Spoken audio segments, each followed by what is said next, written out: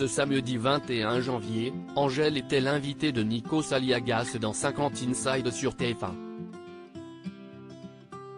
Un entretien au cours duquel la chanteuse est revenue sur sa blessure à la cheville en plein concert à Paris, en décembre dernier. Pour son nouveau numéro de 50 Inside sur TF1, Nikos Aliagas a pu s'entretenir avec Angèle. La chanteuse de 27 ans s'est d'ailleurs dite hyper contente de faire face à l'animateur pour cet entretien, elle qui a passé une année complètement dingue, faite de concerts. Les 2 et 3 décembre dernier, elle a donné son dernier show à l'Accor Arena où elle a chanté ses plus grands titres devant 72 000 spectateurs au total. Un exercice qui s'est avéré hyper physique pour elle, comme elle l'a expliqué au présentateur de la Star Academy. La scène était vachement grande par rapport à d'habitude et donc, on avait envie d'être à la hauteur de la salle.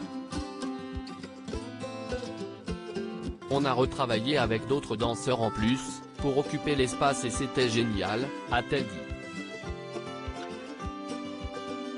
Blessée sur scène, Angèle explique pourquoi elle a continué alors qu'elle était en train de performer sur scène. Angèle s'est tordu la cheville en demandant à ses fans de sauter avec elle. Une vidéo postée par un spectateur sur les réseaux sociaux a capturé ce moment.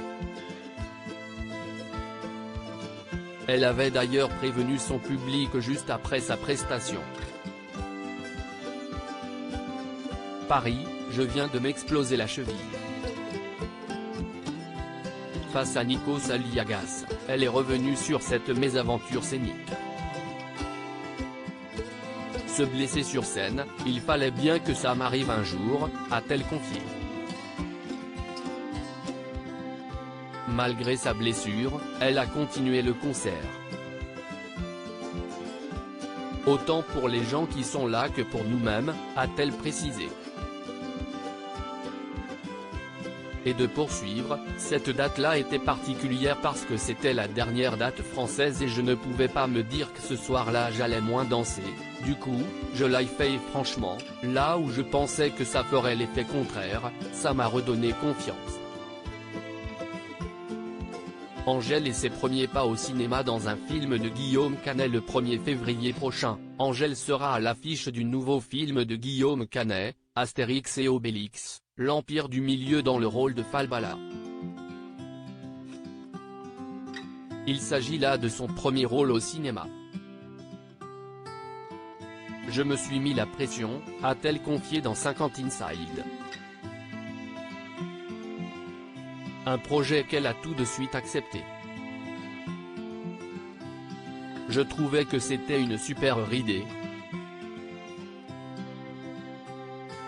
Je me suis vachement préparé en amont.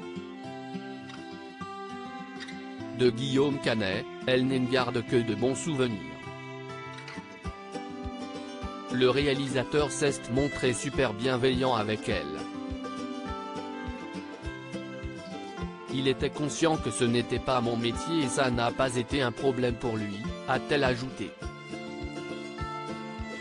À lire aussi Astérix et Obélix, l'Empire du Milieu, Marion Cotillard et Angèle rayonnante, Zlatan Ibrahimovic avait fait le déplacement.